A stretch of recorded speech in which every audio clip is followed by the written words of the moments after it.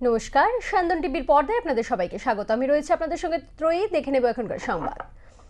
New Delhi rail স্টেশনে শনিবার রাতে পদপৃষ্ঠের ঘটনায় অন্তত 18 জনের মৃত্যু হয়েছে।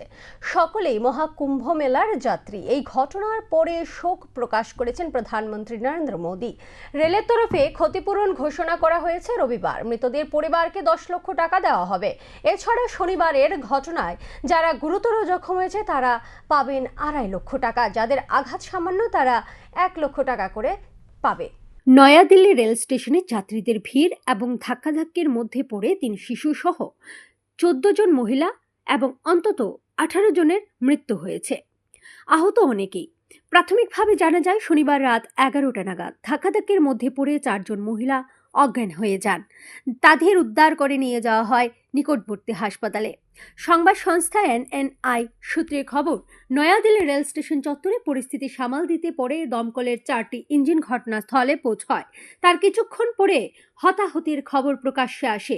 প্রথমে 15 জনের মৃত্যুর খবর পাওয়া গিয়েছিল, পরে 18 জনের মৃত্যুর খবর নিশ্চিত করেছে রেলের তরফে। ক্ষতিপূরণ ঘোষণা করা হয়েছে রবিবার।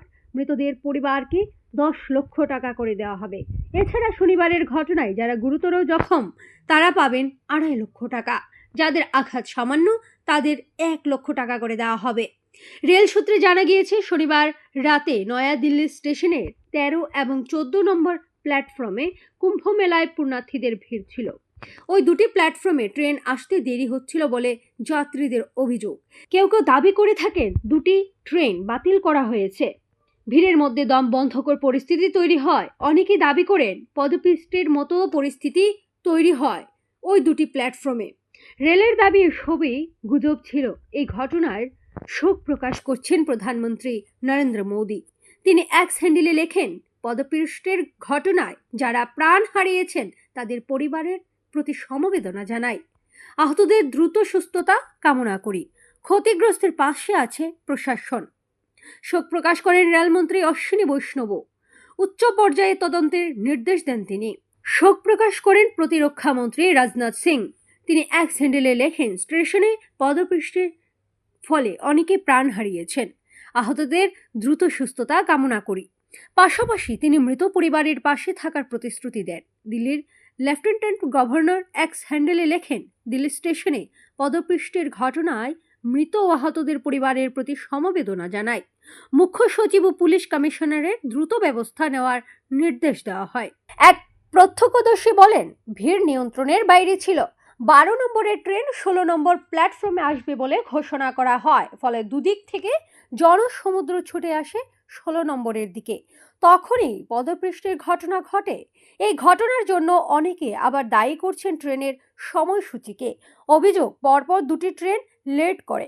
সময় পেরিয়ে গেলেও ট্রেন না আসায় ভিড় বেড়ে গিয়েছিল। এরপর প্রয়াগরাজে যাওয়ার তৃতীয় ট্রেনটি প্ল্যাটফর্মে ঢুকলে হুড়োহুড়ি শুরু হয়ে যায়। এরপর প্রয়াগরাজে যাওয়ার তৃতীয় ট্রেনটি প্ল্যাটফর্মে ঢুকলে হুড়োহুড়ি শুরু হয়। নয়াদিল্লি স্টেশনে 1500 জেনারেল টিকিট বিক্রি হয়েছিল শনিবার রাতে। শনিবারের ঘটনার কারণ খুঁজতে 2 সদস্যের উচ্চপদস্থ কমিটি গঠন করেছে রেল। কিভাবে কখন পদপৃষ্ঠের মতো পরিস্থিতি তৈরি হলো, ওই কমিটি তা খতিয়ে দেখে রিপোর্ট জমা দেবে। Bureau report, Syandan TV. ত্রিপুরার সাংবাদিকরা পেশাগত দায়িত্ব পালনে দেশের অন্যান্য রাজ্য থেকে পিছিয়ে আছে। রবিবার আগরতলা প্রেস ক্লাবে ত্রিপুরা ওয়ার্কিং জার্নালিস্ট অ্যাসোসিয়েশনের বার্ষিক সম্মেলনে সাংবাদিকদের পাঠ দিতে গিয়ে এই কথাই বলেন মন্ত্রী সুশান্ত চৌধুরী। তিনি বলেন, কেন্দ্রীয় বাজেটে বিগত বছর 1 কোটি টাকা উত্তর পূর্বাঞ্চলের রাজ্যগুলির জন্য বরাদ্দ করা হয়েছিল। এবছর 47,000 কোটি টাকা আরও বৃদ্ধি করা হয়েছে। এই বিষয়গুলো নিয়ে যখন বিরোধীরা ময়দানে সরব হয় তখন রাজ্যের সাংবাদিকরাও তাদের পেঁচিয়ে ধরে না। সরকার চায় রাজ্যের সাংবাদিকরা যাতে পাল্টা প্রশ্ন করে সংবাদকে আরও বেশি গ্রহণযোগ্য করে তোলে। বিশেষ করে বিভিন্ন সময় লক্ষ্য করা যায় সাংবাদিকদের আমন্ত্রণ না করা হলেও তারা অনুষ্ঠানে অংশ নেন না।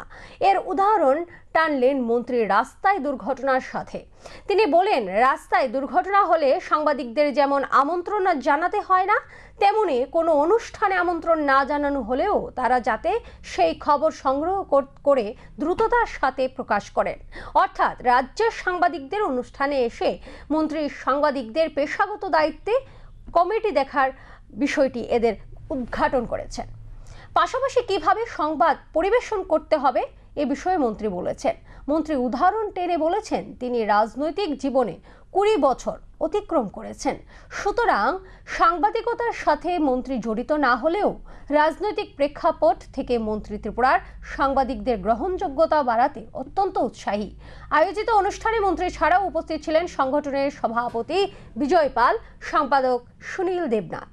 বিভিন্ন অনুষ্ঠানে আমরা দেখি গিয়ে যে একটা অনুষ্ঠান হচ্ছে, হয়তো ওই সাংবাদিকটা নেই, খোঁজ নিয়ে দেখা গেল যে না, আমাকে তো নিমন্ত্রণ করেনি। Don't wait for the invitation. রাস্তাতে যখন কোনো ঘটনা ঘটে, ঘটনা কি একটা অ্যাক্সিডেন্ট হলে কি কেউ ইনভাইট করে নিয়ে যায় খবর কাভারেজের জন্য? এটা সাংবাদিক, আমি মনে করি আপনার কাজ হচ্ছে, যেটা আমি আগে বললাম, যে আপডেটেড রাখা। আপনি পরে গেলে আপনি পিছিয়ে যাবেন। যে সংস্থা, যে জার্নালিস্ট আগে যাবে, যে হাউস আগে যাবে, সে তার আগে খবরটা দিতে পারবে। এতে করে আপনার হাউসের গ্রহণযোগ্যতা বাড়বে। আমরা যে ব্রেকিং নিউজ বলি, বিভিন্ন চ্যানেল যে আছে ব্রেকিং নিউজ, কার আগে কে দিতে পারে, এটা কম্পিটিশন থাকে যে কার আগে কে ব্রেকিং নিউজ দিতে পারে। এবং যখন এটা সত্য হয়ে যায়, তখন আবার ফ্ল্যাশব্যাকে চলে যায়, ওই আমি 3 মাস আগে বলেছিলাম, আমার কথাটাই সত্য হয়েছে। এভাবেই গ্র্যাজুয়ালি একটা হাউসের গ্রহণযোগ্যতা বাড়ে, তার খবরের ওজন বৃদ্ধি পায়। তাই আমার প্রত্যেকের কাছে আহ্বান থাকবে যে মফস্বলে বিশেষ করে যে কোনো জায়গায়, অমুক জায়গায় স্বাস্থ্য দপ্তরের প্রোগ্রাম রয়েছে, ছুটে যান। আবার 10 মিনিট বসে থেকে হয়তো প্রোগ্রামটা লেট হচ্ছে, চলে আসে, বলে আমি তো গেছিলাম 10 মিনিট আমি বসে এসেছি, কিন্তু কেউ আসেনি, তাই আমি চলে এসেছি। আচ্ছা, আমি খবরটা কালেক্ট করে নিই, ঘরে বসে আমারটা নিউজটা তৈরি করে পত্রিকাতে পাঠিয়ে দিই। রাজধানীর শকুন্তলা স্থিত একটি শপিং মলের অগ্নিকাণ্ডের ঘটনা সংঘটিত হওয়ার কয়েকদিনের মধ্যেই আবার অগ্নিকাণ্ডের ঘটনা সংঘটিত হয় রবিবার। এদিন সকালে 8:30 নাগাদ আইতরমার মার্কেটের তিতল ভবনে এক বেসরকারি অফিস কক্ষে এসি থেকে অগ্নিকাণ্ড সংঘটিত হয়।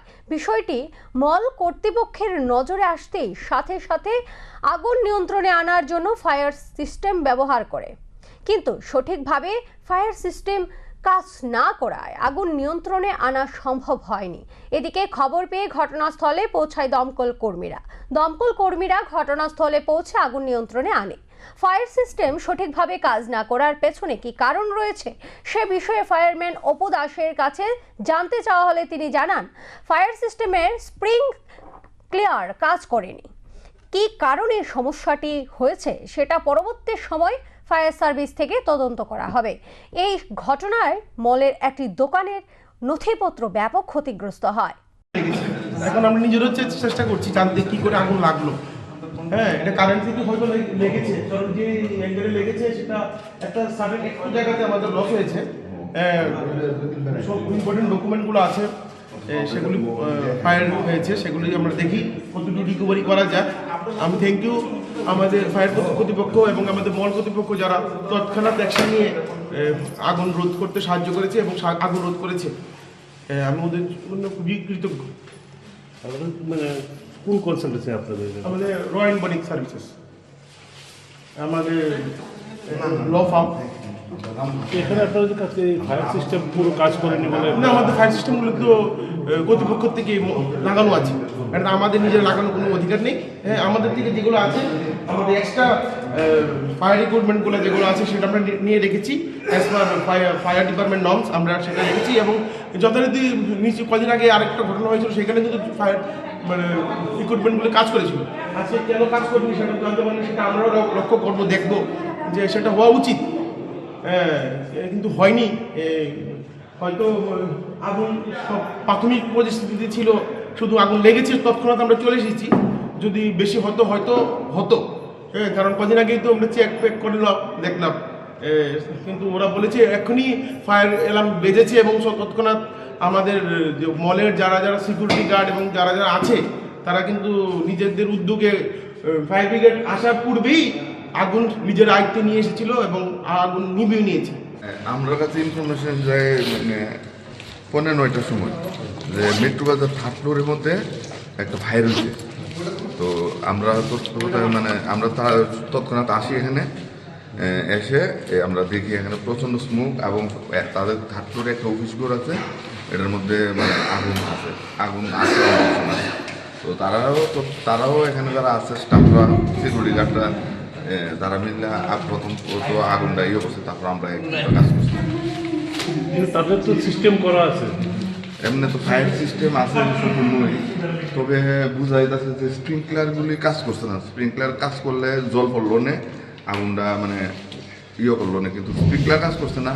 স্মোক ডিটেক্টর আছে, ফায়ার অ্যালার্ম বাজছে, যার ফলে তাদের সিকিউরিটি বুঝতে পারছে যে এখানে আগুন হয়েছে, তারপর তারা একত্রিত হয়েছে, এখানে আইছে, কিন্তু স্প্রিংকলারগুলি কাজ করছে না। রাজধানীর অন্যতম বনেদি ক্লাব হলো রাম ঠাকুর সংঘ। 16ই ফেব্রুয়ারি রাম ঠাকুর সংঘের 59তম প্রতিষ্ঠা দিবস। এ উপলক্ষে এক স্বেচ্ছায় রক্তদান শিবিরের আয়োজন করা হয়। উপস্থিত ছিলেন সাংসদ রাজীব ভট্টাচার্য, আগরতলা পুর পরিষদের মেয়র তথা বিধায়ক দীপক মজুমদার, বিধায়ক গোপাল চন্দ্র রায় সহ অন্যান্যরা। সাংসদ রাজীব ভট্টাচার্য রক্তদান শিবিরের উদ্বোধন করে সাংবাদিক মাধ্যমের এক সাক্ষাৎকারে বলেন, আজ রাম ঠাকুর সংঘের প্রতিষ্ঠা বার্ষিকী। এ উপলক্ষে রক্তদান শিবির, বসে আঁকো প্রতিযোগিতা সহ বিভিন্ন কর্মসূচি হাতে নিয়েছে ক্লাব কর্তৃপক্ষ। এ ধরনের কর্মসূচি অত্যন্ত প্রশংসনীয়। সংবাদ মাধ্যমের সামনাসামনি হয়ে বলেছেন সাংসদ, ক্লাবগুলি প্রশংসায় পঞ্চমুখ হয়ে বলেন, আগে বিভিন্ন ক্লাব মার্সেল পাওয়ার দেখাতে প্রতিযোগিতা করত, এখন ক্লাবগুলি সামাজিক কর্মসূচি পালন করার প্রতিযোগিতা করে চলছে। এর জন্য ক্লাবগুলিকে উৎসাহিত করেন তিনি। পরবর্তী সময় রক্তদান শিবিরকে ঘিরে রক্তদাতাদের সাথে কথা বলে রক্তদান শিবির অব্যাহত রাখার আহ্বান জানান। রক্তদাতাদের উপস্থিতি ছিল বেশ লক্ষণীয়। আজকে আমরা সবাই জানি যে আমাদের রাম ঠাকুর সংঘ নয়বনমালীপুর এলাকায় রাম ঠাকুর সংঘের বার্ষিক যে আমাদের প্রতিষ্ঠা বার্ষিকী, সেই উপলক্ষে বিভিন্ন কর্মসূচি নেওয়া হয়েছে। তার মধ্যে মেগা হেলথ ক্যাম্প, রক্তদান শিবির, বসে আঁকো প্রতিযোগিতা, এরকম বিভিন্ন কর্মসূচির মাধ্যমে এই ক্লাবের প্রতিষ্ঠা বার্ষিকী উদযাপন করা হচ্ছে। তারই অঙ্গ হিসাবে আজকে ব্লাড ডোনেশন ক্যাম্পের আয়োজন করেছে। এখানে আমাদের স্থানীয় বিধায়ক, আমাদের মেয়র থেকে শুরু করে কর্পোরেটর, ক্লাবের সভাপতি, সবাই উৎসাহ উদ্দীপনার সঙ্গে আজকের এই মহতি দান রক্তদান শিবিরে আমরা সবাই সমবেত হয়েছি। আমি আশা করি, কারণ আপনারা জানেন যে ইতিমধ্যে যে আমরা একটা সময় দেখতাম ক্লাবে ক্লাবে কত আগে মাসুল পাওয়ার ছিল, সেটা আগে কম্পিটিশন। এখন ক্লাবে ক্লাবে কত সামাজিক কর্মসূচিতে দুস্থ মানুষের পাশে দাঁড়ানো, ব্লাড ডোনেশন ক্যাম্প, আমাদের স্বাস্থ্য শিবির, বিভিন্ন কর্মসূচির মাধ্যমে এই সমাজকে এবং এই পরিবেশকে রক্ষা করার দায়িত্ব ক্লাবরা এখন তুলে নিয়েছেন।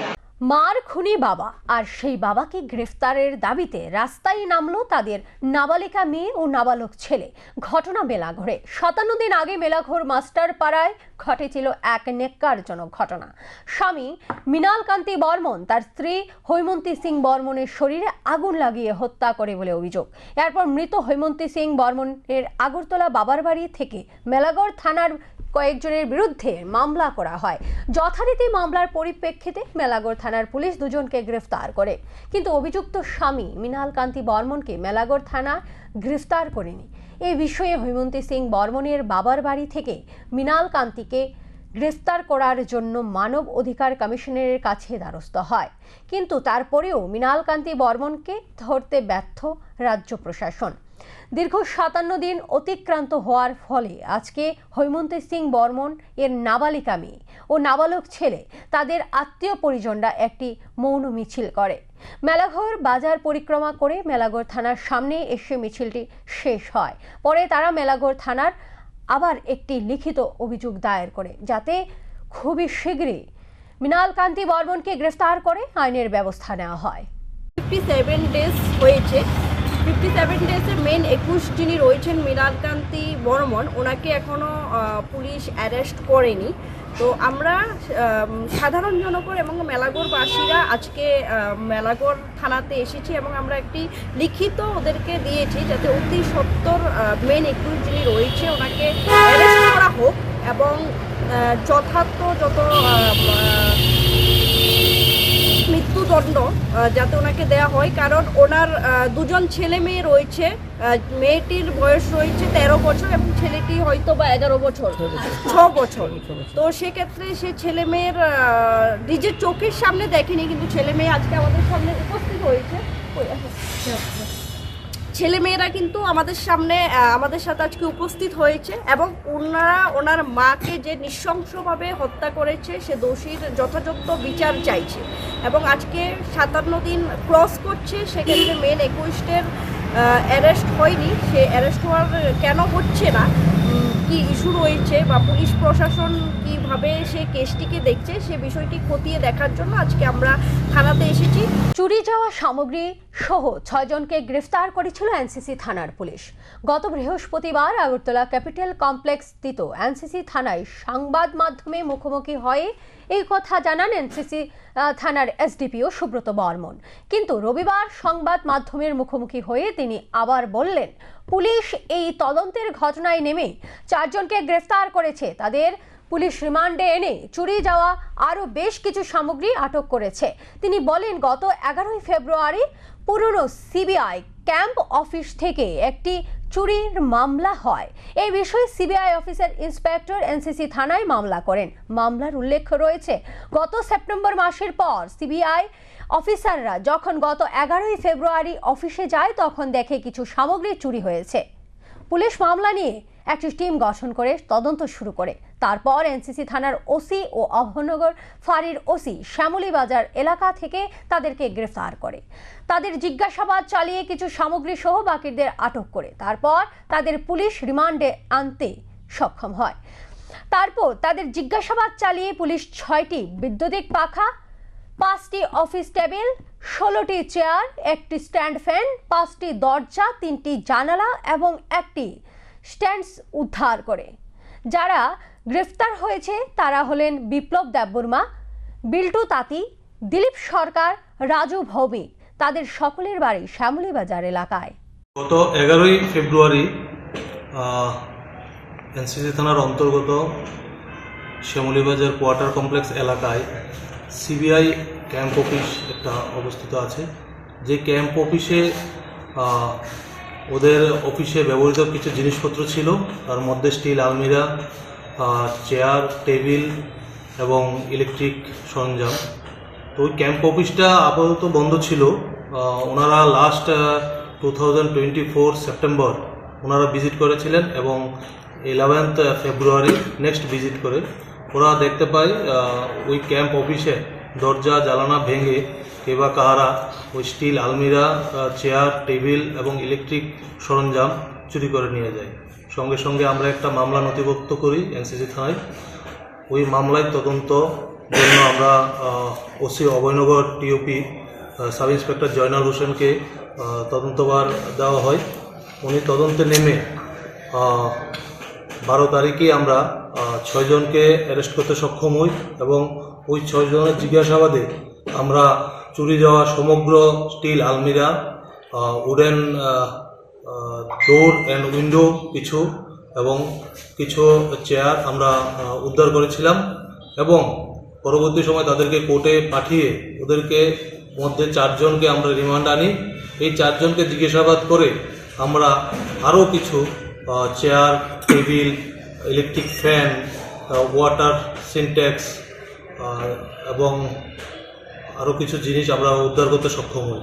তার মধ্যে আমরা লাস্ট ওদেরকে রিমান্ডে এনে আমরা 5টা অফিস টেবিল এবং 16টা চেয়ার, সিলিং ফ্যান 6টা, স্ট্যান্ড ফ্যান 1টা, উডেন ডোর 5টা, উইন্ডো 3টা এবং একটা ওয়াটার সিনটেক্স আমরা উদ্ধার করতে সক্ষম হই। মদমত্ত অবস্থায় জাতীয় সড়কে তাণ্ডব চালান এক যুবক।